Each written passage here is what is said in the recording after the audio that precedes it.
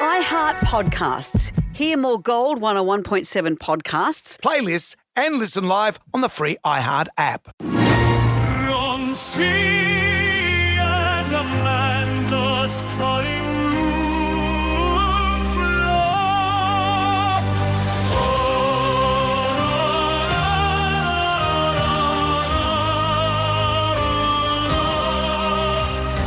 Jonesy and Amanda's cutting room floor.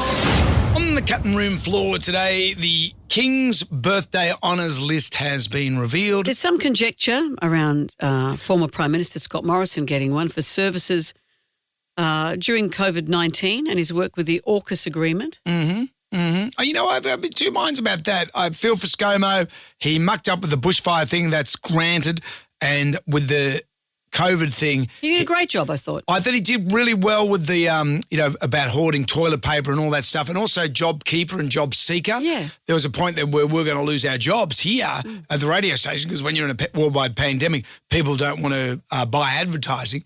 But because of that, they gave money to this business because we're a small business, believe it or not, and that kept us employed. So there was a lot of businesses like us that were affected by that. It's interesting. Retrospectively, a lot of people are saying, oh, how heavy-handed it was, but no one knew what was going on. And I think we've also forgotten that before we had a vaccine, people died. People are still dying from COVID, but a lot of people died before the vaccine came along. And we had those haunting images from Europe, haunting images from New York where there were more bodies than there were spaces in the morgue. We've forgotten how terrifying it was at the beginning. And it was that thing about keeping people under intensive care, people keeping out of the intensive care wards. And I think in each state or each city, there was like 1,700 beds. And I remember the Sydney Morning Herald used to have this, how many people were in ventilators. And there wasn't, and I think we didn't really get above 20.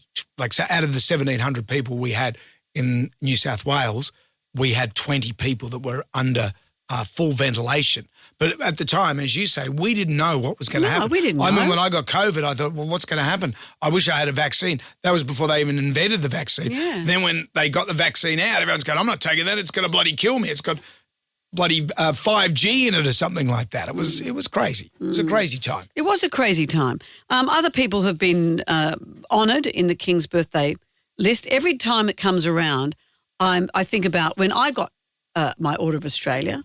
It was the Queen's birthday honours then. Look at you pulling a face. I'm not pulling a face. I'm just saying. You don't think I'm worthy. I know that. Excuse me. I was the one that put you up for it. No, you weren't. I was. I was a big part of that. Not. I was a big part of it. I said to groundskeeper Louis, let's get Amanda to get her an OBE. An OBE? Or whatever the thing you've got. What is it called? What's it called? Order of Australia? The companion? You know, it doesn't matter that I don't have one. Everyone else has got one, but Jonesy. Everyone else. And I've done a lot. What have you done? Motorcycling, lane filtering, for example. Well, mine was There should be a services thing to broadcasting, and that's right. Well, you had that what- too, what- and so charity work. What's this thing No, called? I know. I'm just saying. And I'm very, very grateful that I received mine. And it was a fabulous day. I wish my dad could have been there, but there was limited tickets or seats that you're allocated. Harley was there. Both my sons were there. And it's weird because you have to learn how to curtsy. It's at Government House. And you think you know how to curtsy. But suddenly when you have to, you think, how does a curtsy go? And so the kids at one point looked out the window and saw me outside practicing my curtsying. And there was one guy who went in because the men bow. Yep. And this guy did half a curtsy, half a bow and almost headbutted the Governor-General. All of us just forgot how to do it. It's like if someone says, walk over there. Whenever you've got a film crew and you say to, like a Beyond 2000, you'd say to a professor, just walk from this side of the room to the other. They don't remember how to walk. So they walk with their arm attached to their leg. People don't remember. It's like I saw a police car the other morning. Suddenly you don't remember how to drive. Yeah. It's the same sort of thing. But you don't know how to drive anyway, so that's a moot an point. old trope, Brendan. In fact, I got an Order of Australia for my great driving. Oh, did you? Yeah, I did. I'm the surprised. Peter Brock Award, I got it. I'd imagine you would have ended up on World's Wildest Drivers, that show on Channel 10 at 3 in the morning. Well, look, is it time for us to get you an Order of Australia? Yeah, well, how do I get me one of those? You know, you get a By friend. being gracious and having some humility. I tell you what, if Kyle Sandilands gets one before me. I don't think he will, do you? I don't think I he would will. say I'd get one before The him. services to bum talk. I don't think so. Well, I should get, if he gets bum talk before I get bum talk. What about my services to the music industry? not just this, but also as a music provider. Play it, Brendan. Play the montage of your band that you're in when you were 19. Yeah, what? And let's see if people think you deserve it. Why? It's Bad Element. More? Come on. That's pretty much it. Give me back my pussy. Oh, sorry, press the wrong Come button. on. And you wonder why this accolade hasn't landed on your desk. That just worked. There should be a bloody award for me, whatever it's called. Hey, hey, hey, everybody here's some more of Jonesy and Amanda's cutting room floor. Hey, hey, hey, get ready, everybody, here's some more of Jonesy and Amanda's cutting room floor. Hey, hey, hey, are you ready for more? On the cutting room floor, avast me matey. What do you think of that? Great shipwreck mysteries. What's your favourite shipwreck? I only know, I know of the Titanic. Yeah. And I've been to a few exhibits surrounding the Titanic. The Titanic. Yep. I know Gilligan's Island, the SS Minnow. Come on. I also know the Gordon Lightfoot song, The Wreck of the Edmund Fitzgerald. Does anyone know where the love of God goes when the waves turn the minutes to hours? Great song that. The Mary Celeste. What happened there? Mystery ship found floating off the coast of Maine, I believe, and all the occupants of the ship were gone. In the galley, there was some food untouched that had been put out to prepare, and there was a pipe smoking in the ashtray, but nothing else. The family, the crew, completely gone. So no one ever knew? No one ever knew. That's not the Bermuda Triangle No, stuff, not a Bermuda Triangle thing. A lot of people think it was carrying some various things in its hold, and I believe some gunpowder and some ammonia, and they believe that maybe those two things emitted a gas throughout the ship. But wouldn't their bodies still be there? Well, everyone got off the ship and they got in a lifeboat and put a rope behind the ship and were getting towed along by the ship while the gas all cleared out, and somehow the rope became untied from the ship, so the people ended up just floating around in the lifeboat. Is that the theory? That is a theory. They never found a lifeboat or skeletons or anything? Nothing. No human remains or anything like that. And then there's other people who thought it was aliens that just came and took them. Well, that's the obvious second option. Researchers have discovered a vessel that sunk over 140 years ago, closing the book on one of the UK's most enduring maritime mysteries. So this is recently they found one? Yes, the historic steamer, the SS Nantes, had sunk. You've done a few historic steamers. You know. You knew I was going to say it. You knew I was. I put that in there. Keep going. It sunk in 1888. Wow, it's a long time ago. 23 odd souls on board, only 3 survivors. The freighter then lay undiscovered for nearly a century and a half until 2024. A diver and an explorer dived down and he found some dinnerware at the wreck site. Wow, some Corningware, do you think? Yeah, there were some plates, belonging to the Bunnykins? Nantes. Built in 1874, she was a good ship and crew, and was only a 14-year-old vessel. Used to carry coal and stuff, things like that. What happened to it? Why did it sink? Well, the crew, the surviving crew reported they tried to save the ship. It was struck by a German sailing vessel, the Theodor Rugger, which tore a big hole in its side. That'll do it. And for several hours, the crew tried to save the ship using all manner of materials to try and fill the hole. They get mattresses, but they lost the fight with the ship. And so how did those 3 survive? On a lifeboat? They probably could swim. A lot of sailors in those days didn't swim. It was you considered to be a witch. Considering they used to burn people at the stake or throw them in the water, the test, if they were a witch, is they would float. And if you drowned, think, sorry, everyone, she was fine. Amanda, she wasn't a witch after all. But then they get you out of the water if you floated, and then they'd burn you at the stake. Choose your own adventure. Yeah, which one would you rather? I just love these tales of the old sea wrecks. And so what have they done? So they've researched, they knew it in last year, they found it. Yep. And now they're going to bring it up? They won't bring it up. Stop bringing it up. Because it's a grave? Yeah, well, it'd be a sea grave, yeah, of course. And also it's a pain in the neck to bring up a ship. Like you've lost a pair of sunglasses in the water and that's hard enough to get back. Remember when I went to Pearl Harbor and not initially, I wasn't involved in the situation. No. I went as a tourist just some years ago. Mm-hmm. And it's very moving. It's an incredibly moving memorial. There, yeah. It is, isn't it? And we were hearing the story about what had happened. And there's oil that still comes to the surface from the wreckage. Yeah. This oil that comes to the surface. And Jack, we'd heard the story, and Jack was looking over and he said, what a tragedy. He was only young. I thought, this has really hit him hard. And I said, it isn't. He said, yeah, there's someone's sunglasses down there. Well, Got him where he lives. That is tragic. Yeah. That's a tragic occurrence. So you think someone will write a song about this? Well, SS Nanties, anything rhyme with that? I'm sure. No, apart from panties. I'm sure it's got the historic steamer in there as well. Shouldn't you come up with something like You'd that? think so, wouldn't you? Steamer, SS Nanties, Does panties. anyone know where the love of God goes when the big steamer doesn't sink? Oh, let's be respectful, please. You're the one that brought it up. It's Jonesy Amanda's cutting room floor. And on the cutting room floor today. In the old days, when you left your job, there was a farewell party, wasn't there?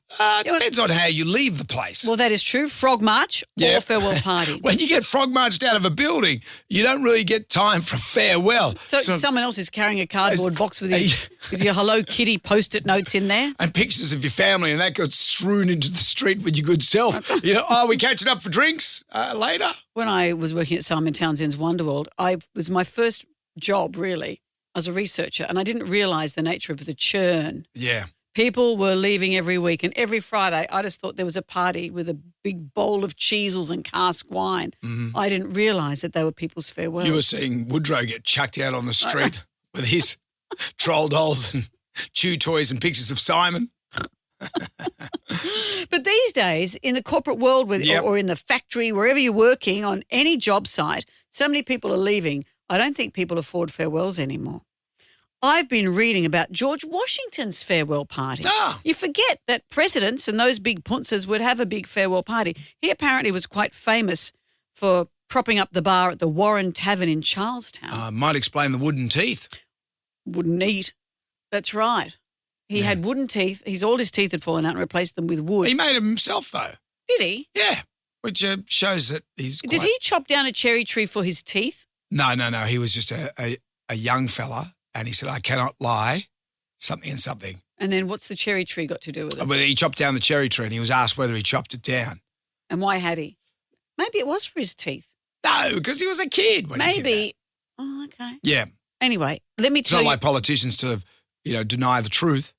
Let me tell you what's been happening at his farewell party. Do you want to know? Yeah, sure. Artie Farty had a party. All the farts were there? Tutti Frutti did a beauty. All went out for air. They all ran out for air. No, I'll tell you what happened at his party. Apparently, the bar tab in today's parlance would be worth $15,000. That's quite a lash. Making it one of American history's most impressive and expensive send-offs. So let me tell you what they drank. Yep. At George Washington's 1787 farewell party, attendees consumed 60 bottles of claret, 54 bottles of Madeira. That's sweet, isn't it? Yeah. Oof. 22 bottles of port. Yep. 8 bottles of whiskey. Ooh, yeah. 8 bottles of hard cider. Oh. 7 bowls of alcoholic punch. Yep. There were only 55 people at that party. No beer? Maybe beer wasn't a big thing then. You've written a different one to me because I've got 12 bottles of beer, 7 large bowls of punch. Well, that's 2 different reports. Which one are you reading? I'm reading off this one. All right. Yeah. Well, I thought they would have had more beer. Well, look at the stuff they drank. You're looking at it and thinking whether you would have enjoyed it. You'd be saying, I wouldn't have the Madeira. No. When you break it down with all of that, that's more than 2 bottles of booze per person, and that doesn't count all of that punch, the 7 bowls of alcoholic punch. How many people? 55, you say? Yeah. I know you're doing the maths in your head, and you've had soirees that would drink a lot more than this. We had an engagement party, which you were privileged to be there. So privileged. Well, I was privileged to see you there at the engagement party because, when someone like you goes to a party, you bring the vibe and people were very happy to see I also you brought there. the Madeira. But at the engagement party, I noticed that for some reason someone told me that the Blackfish or Great Northern is the beer that the kids drink. So I bought, I think, 4 boxes of Tui's new 30-can blocks and then, 10 boxes, 30 cans of Great Northern. I'm still drinking the stuff now, and that was 3 months ago. Really? That Great Northern's dreadful beer. My kids, I think, drink Oh, Great it's Northern. watery Did you buy junk. full strength? No, well, their full strength is watery junk. I don't know what the matter is. Give me a beer that puts hair on your face, not that stuff that. How much have I had? Remember when Jack went away to our place down the south coast with 5 of his friends? He took a 56-litre keg for 3 days. Yeah. And they emptied it. How many beers is that? A 56-litre keg. Mm. I know the old school kegs was you get 80 schooners out of an old school keg. Mm. So the 56-litre, and wasn't it that hipster junk beer that he was working for that hipster brewery? No. You could choose what went in it. Yeah, but you could choose largely the beer. The little kids these days, they like that passion fruit beer. You know.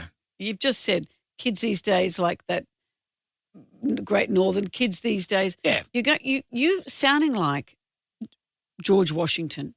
You sound like the world's oldest man. I'm going to fix me up some teeth. Why don't you go and whittle some teeth? Out of a cherry tree that I did not chop down. Goodbye. Ready, everybody, here is some more. Jonesy and Amanda's coming for. Are you ready for more? Yeah. It's Jonesy and Amanda's coming for. On the cutting room floor today, I love evangelical ministers.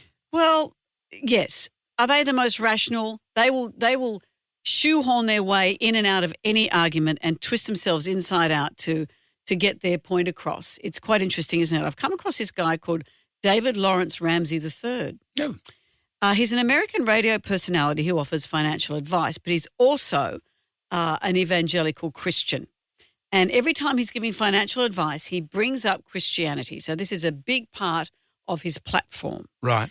He was being interviewed here about whether the fact that people like him have a lot of houses makes them greedy, and is that part of the Christian ethos? Have a listen to his explanation of all of this. How is it considered ethical for people to own so many houses? I'm just wondering how, as a Christian, this isn't seen as greed. Don't you know that buying up all these homes is what's causing the housing shortage? Let's just start with not the spiritual part, but your economic understanding. That's not what's causing the housing shortage. Investors buying up houses is not causing the housing shortage. That is a thing going around, that these massive hedge funds or Blackstone, like all these, they're coming in and buying up. But they don't have a soul. Blackstone, those guys are buying up houses. So that's true. Is that affecting the housing market at all? Because that is. It probably is to some extent, but not as much as TikTok says it is. Yeah. But anyway. You're on TikTok, though. I know. But that just proves that I'm lacking in judgment. But I don't even know, 15, 20 houses. And a bunch of commercial real estate as well. How is that not greed? Because I don't own anything. I'm a Christian. And that means God owns it, and I'm managing it for him. Oh, fair enough. Yeah. God owns it, and I'm managing it for him. And those hedge funds don't have a soul. It's right for people with souls. Sure. To buy up all the real estate. You're sharing a house with God. This is God's house. Yeah. And in God's house, you obey God's rules. And God has chosen me to look after this enormous portfolio for him. I think it's a big responsibility. Yeah, good luck to him. I remember when because I went to a Catholic school, there was a Bible passage. It is easier for a rich man, it's easier for a camel to pass through the eye of a needle than it is for a rich man to pass through into the gates of heaven. Oh. And that I used to say to the teachers, this was, if you're rich, you can't go to heaven. And then... What would they say? Well, they would say in Galilee and all those places over in the Nazareth and stuff like that, the castle walls would have a hole in the side, and it was called a needle. Yeah. And it was a camel-sized hole. So the camel would get into whatever, the palace or whatever, through this particular hole in the wall, because it was designed to accept a camel. So by that reasoning, it was okay. So it is easy for a camel to get through an eye. Yeah, this is as the priest drove off in a late model Mercedes. Waving to everyone with his Rolex. I said, fair enough. But, I've all power to them, because they're just evangelical ministers are just slick salesmen, really. But the evangelicals are interesting because they rely on public money. They rely on fundraisers. I once watched a show in America where one of the, like a nunnish woman was taking donations because they were getting a new satellite dish and she wanted to bless the dish. And people would donate. It's like Tammy Faye Baker and her husband. The number of times they're unmasked as being financially corrupt, sexually corrupt. It's quite extraordinary. But they believe. That's the thing. Do they? There's do hope they and believe? faith. I don't know if they, some do obviously, but I wonder if these big high-end ones really believe. Kenneth Copeland, for example, remember? Who's he? He's a big-time evangelical minister. I see him on the telly when I come in to work in the morning.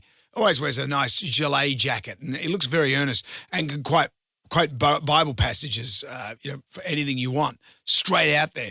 But he was questioned about his use of private jets by this young reporter from Inside Edition. Do you ever use your private jets to go visit your vacation homes, for example? Yes, I do that. Okay. Again, getting back to the comment, you said that you don't like to fly commercial because you don't want to get into a tube with a bunch of demons. Do you really believe that human beings are demons? No, I do not. And don't you ever say I did.